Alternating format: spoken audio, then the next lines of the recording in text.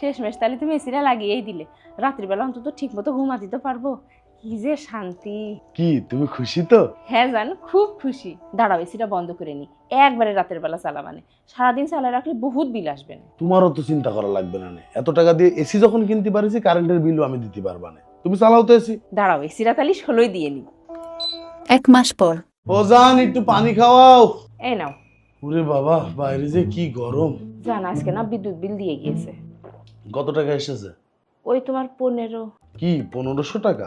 আরে যেই ছেলেটা মাসে 15,000 টাকা বেতন পায়, সে 1500 টাকা বিল দিতে পারবে না? আরে 1500 না, 15,000 টাকা। কি 15,000?